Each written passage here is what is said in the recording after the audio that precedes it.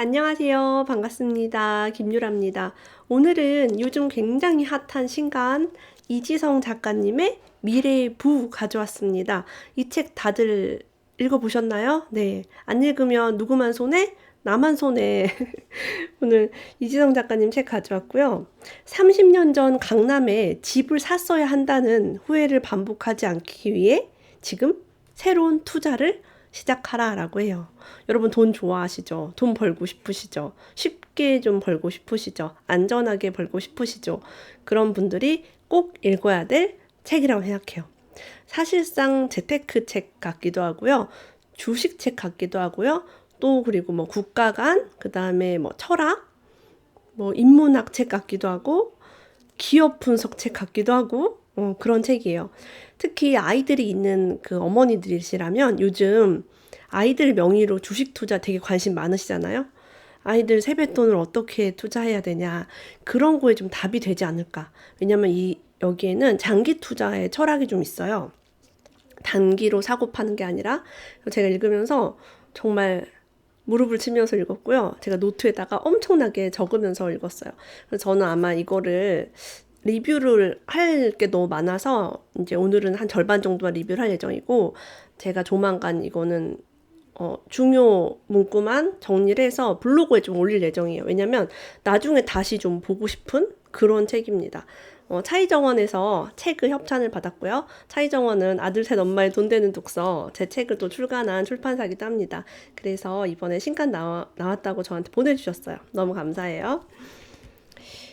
자, 논어에는요, 선부후교라는 말이 있다고 해요. 선부, 먼저 백성을 부유하게 하고 후교, 그 다음 가르치라. 제가 늘 하는 말이죠. 배고픈 소크라테스? 예, 불가능합니다. 배불러야지 우리가 철학, 가치 이런 걸 공부할 수 있겠죠. 그래서 어떤 정신적 가치나 철학적 가치가 형성이 되려면 부가 먼저 자리를 잡은 다음에 가능하다고 해요. 우리가 배부르고 등 따셔야지 다음을 좀 내다볼 수 있겠죠. 자, 앞으로는요, 부동산 투자를 당연히 해야 되지만 지혜로운 투자를 해야 한다고 합니다. 임대인이든 임차인이든 각종 SNS, 블로그, 애플리케이션 등을 잘 활용해 내가 강남 건물주라고 해도 내 부동산을 어필하는 능력이 필요해요.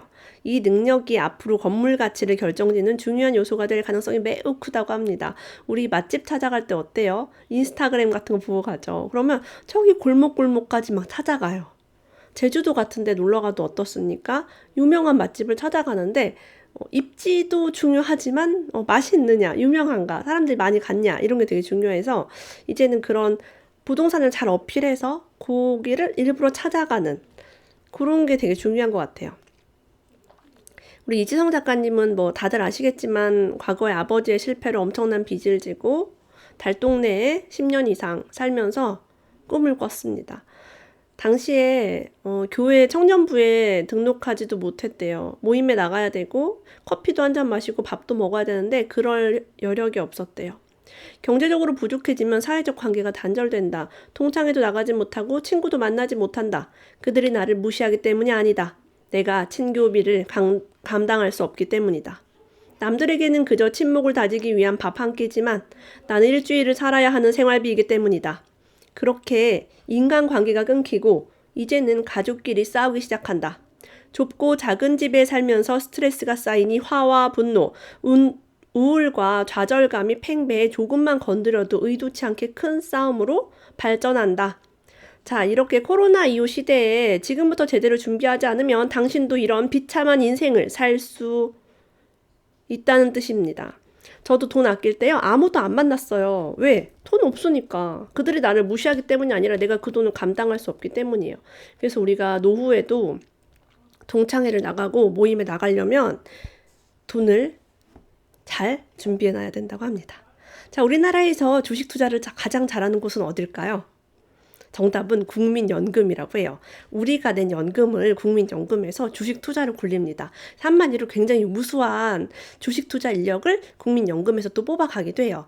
국민연금 공단에 들어가면 굉장히 높은 페이를 받고 또 일을 하죠.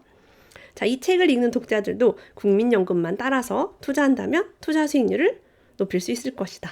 이 책에서는 어디에 국민연금이 투자하는지 잘 아주 안내하고 있어요. 가장 많은 돈을요, 삼성전자에 투자를 했고요. 삼성전자 전체 지분 중 무려 11.1%를 보유하고 있습니다. 두 번째는 SK 하이닉스, 세 번째는 네이버, 네 번째는 현대모비스, 다섯 번째는 현대자동차, 여섯 번째는 포스코, 일곱 번째는 LG화학, 여덟 번째는 SK텔레콤, 아홉 번째는 신한지주, 열 번째는 KB금융이다. 우량 주식 위주로 투자하고 있다. 그리고 국민연금 해외 투자 금액 규모가 총 141조 4천억 원으로 마이크로소프트, 애플, 아마존, 구글의 모회사인 알파벳, 다섯 번째가 페이스북이다. 그래서 우리는 그냥 투자 잘 모르면 이런 거 해라, 좀 이런 의도로 써주신 것 같아요. 가장 투자를 잘한다고 하니까요. 자, 우리가 은퇴 후에 필요한 비용이 굉장히 많이 든다고 합니다. 거의 부모님 70대 부모님은 9억 10억, 그리고 이지성 작가님과 아내분은 한 13억 정도. 근데 미국 우량주를 투자를 하면 30년 후에 큰 부자가 될 수 있다고 늘 얘기를 해오신대요. 근데 많은 사람들이 30년 후에 돈 생기면 뭐하냐, 30년 지나 부자 되면 무슨 소용이야 라고 하지만, 우리가 앞으로 정말 살아갈 날들이 많기 때문에 지금 은퇴 자금을 30년 후를 준비하는 거 나쁘지 않다고 생각합니다. 제가 39이니까 30년 후면 69살이네요. 그죠? 우리 아이들이 지금부터 이런 우량 주식에 돈을 굴린다면 30년 후인 어떤 나이에 굉장히 좋겠죠. 워런 버핏이 과거에 IT주를 굉장히 싫어했어요. 그래서 IT주는 자기는 투자하지 않는다라고 얘기했습니다. 그 이유를 언론에 두 가지로 공개를 했대요. IT 기술이 R&D에 막대한 비용을 지출한다. 그러니까 연구 개발하는데 계속 이제 지출하면서 실패하고 할 수 있다는 거죠. 다시 말해 기술을 개발하는 비용이 많이 들어가는데, 그 IT 제품 같은 경우 컴퓨터나 이런 거 보면 점점 부품값이 떨어집니다. 옛날에는 되게 비싼데 지금은 많이 싸졌죠, 가전제품이. 그래서 IT 제품에는 인플레이션 효과가 없다. 시간이 지날수록 물가처럼 올라가는 효과가 없다라고 얘기를 해요. 그래서 이제 워런 버핏은 인플레이션 효과가 있는 주식을 좋아한다고 합니다. 대표적인 주식이 코카콜라고 30년 이상 보유하고 있어요. 자, 원재료 가격은요, 떨어지거나 변동이 없는데 제품의 가격만 오릅니다. 원재료가 올라서가 아니라 그냥 제품값만 계속 올라요. 코카콜라 주식을 산 사람만 혜택을 받았다는 뜻이래요.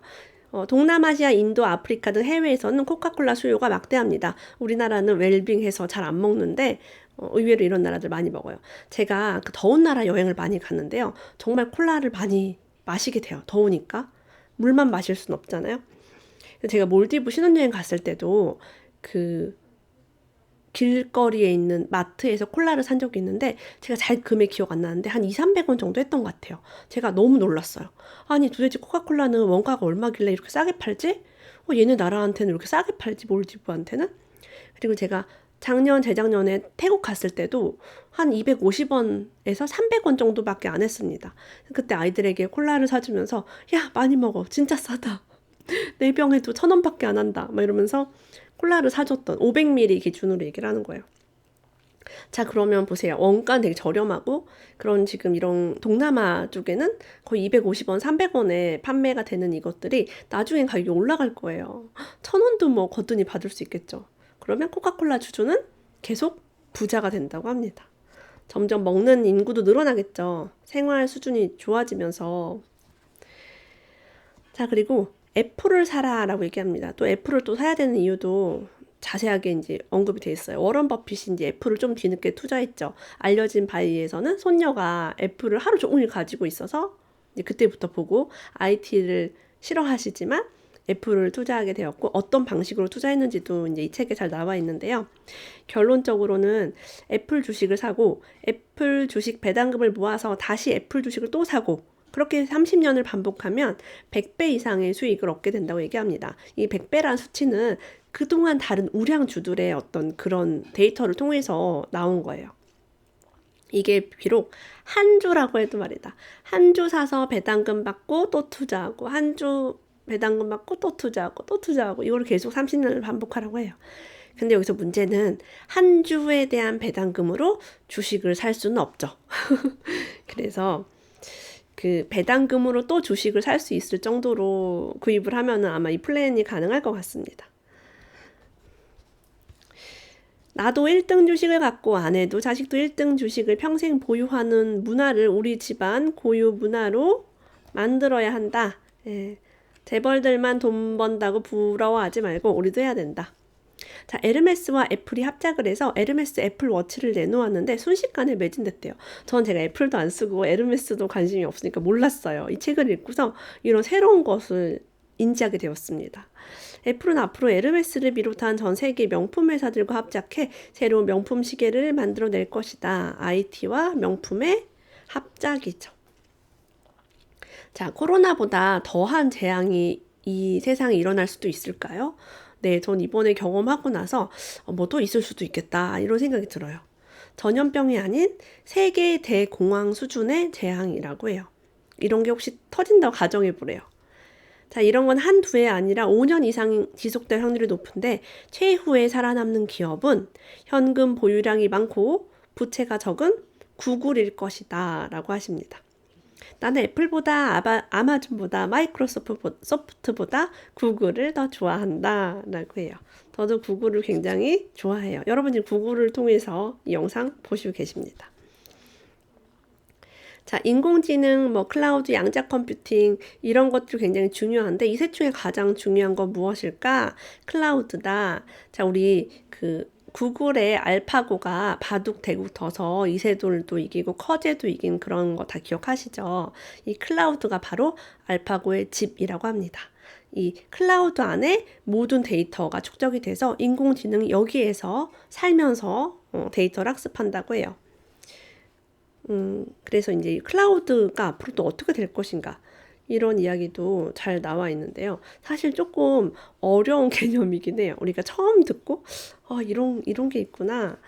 그래서 클라우드 주식은 이제 뭘 가져가면 좋겠고 막 이런 거 클라우드 1인자는 어디인가 이런 얘기도 자세하게 되어 있습니다. 국내에서도 삼성전자, LG전자, 넥슨, 대한항공, 쿠팡, 배달의 민족 등의 대기업이 아마존의 클라우드 서비스를 이용하고 있다고 해요. 네. 그래서 읽으면서 정말 놀랍고 계속 공부를 해야겠다. 그리고 뒷부분은 제가 이따가 라이브 방송에서 좀 더 자세하게 이야기를 나눠볼까 합니다. 우리 이지성 작가님의 신간 지금 너무너무 잘 나가고 있는 베스트셀러를 이렇게 읽게 되어서 영광입니다. 미래의 부. 여러분 우리 후회하지 말고 지금 이 순간에 선택할 수 있는 걸 선택했으면 좋겠어요. 저는 정말 막 메모하면서 읽었고 주식을 이제 아이들 이름으로 조금 더 미국 주식을 늘려야겠다 생각을 하고 있던 찰나에 너무너무 잘 읽었습니다. 뭐든지 사랑하는 걸 투자해야지 장기 투자가 되더라고요. 확신 없는 투자, 남이 사라고 해서 사고 그렇게 하면은 오래 가져가지를 못해요. 어차피 중간에 팔게 됩니다. 여러분 이 책 한번 읽어보시고 투자의 어떤 기준, 부에 대한 기준 잘 잡으셨으면 좋겠어요. 오늘도 함께 해주신 여러분 감사합니다. 다음에 또 만나요.